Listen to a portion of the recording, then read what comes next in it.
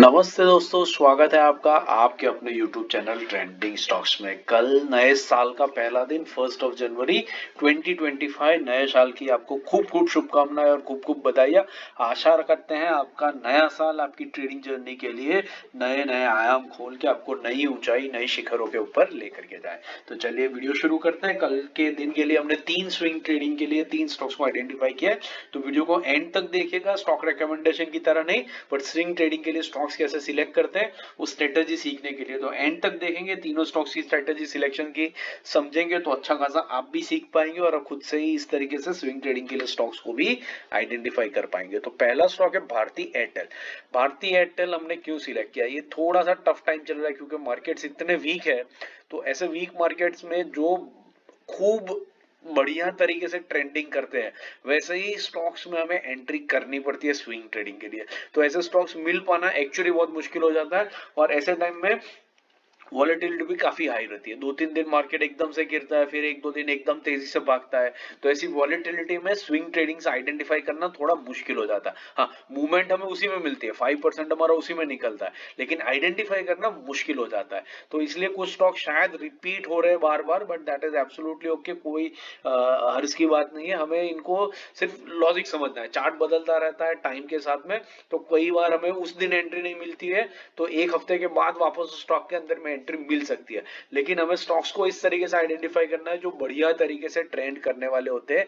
जैसे भारती एयरटेल का स्टॉक है, आप देख सकते हैं कितना बढ़िया तरीके से ये स्टॉक ट्रेंड कर रहा है। इतनी मार्केट गिरावट में भी ये अपने 20 वीक एक्सपोनेंशियल मूविंग एवरेज के नीचे नहीं आया है। शायद 3-4 हफ्ते पहले हमने इस स्टॉक को सिलेक्ट किया था स्विंग ट्रेडिंग के लिए, लेकिन आप देख सकते हैं 3-4 हफ्ते में इसने अपनी 20 वीक एक्सपोनेंशियल मूविंग एवरेज को ब्रीच नहीं किया है। इसका मतलब है ये यही कंसोलिडेट कर रहा है, और अगर आपने एंट्री भी ली होती 3-4 हफ्ते पहले तो भी इस स्टॉक में अभी भी आप स्टॉप लॉस आपका ट्रिगर नहीं हुआ होगा, आप लॉस में नहीं होंगे, आप अभी भी कॉस्ट टू कॉस्ट बेसिस पे या माइल्ड से प्रॉफिट में ही बैठे होंगे। लेकिन ये स्टॉक बेसिकली अभी भी आपको एक अपॉर्चुनिटी दे रहा है 20 वीक एक्सपोनेंशियल मूविंग एवरेज पर एंटर होने की। पिछले 1.5-2 महीने से यही कंसोलिडेट कर रहा है, गिर नहीं रहा है ऐसे गिरने वाले मार्केट में, विच इज इंडिकेटिंग कि यहाँ पर ये अक्यूमुलेट हो रहा है।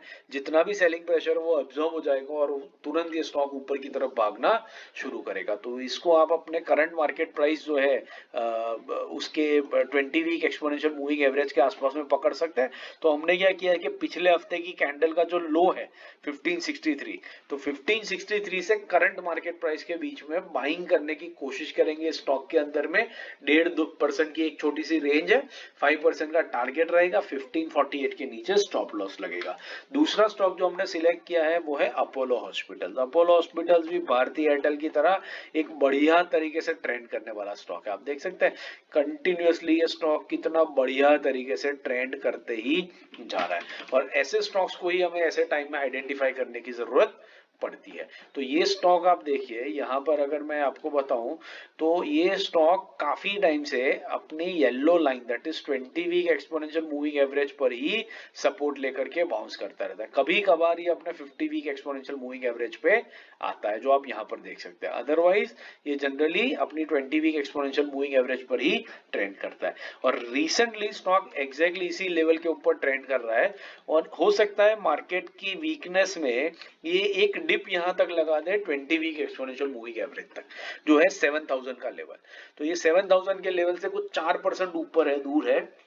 तो हो सकता है कि किसी खराब दिन ये स्टॉक एकदम तेजी से नीचे आ जाए और बायर उसको वापस ऊपर खींच के ले जाए, लेकिन वो तेजी से जो नीचे आएगा उसमें ये 7000 के लेवल के आसपास में आ सकता है, और वहीं पर हम इस स्टॉक को पकड़ने की कोशिश करेंगे।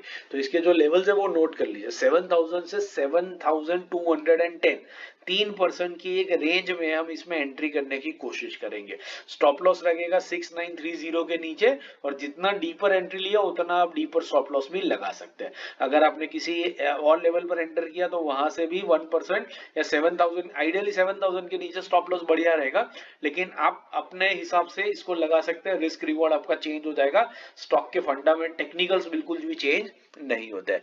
तो 5% के टारगेट के साथ में आप इस स्टॉक में एक लंबी अवधि के लिए एंट्री ले सकते हैं। तीसरा और आखिरी स्टॉक है Indian bank. Indian bank public sector undertaking की बैंक है, लेकिन आप देख सकते हैं पिछले काफी टाइम से ये बैंक बहुत बढ़िया तरीके से ट्रेंड कर रही है और इसी रीजन के वजह से हमने इस बैंक को, इस स्टॉक को यहाँ पर सिलेक्ट किया है। अभी आप रिसेंटली देख सकते हैं कि ये स्टॉक अपने 50 वीक एक्सपोनेंशियल मूविंग एवरेज पर आया था, वहां से एक बढ़िया ग्रीन कैंडल बना करके इसने बाउंस बैक दिखाया।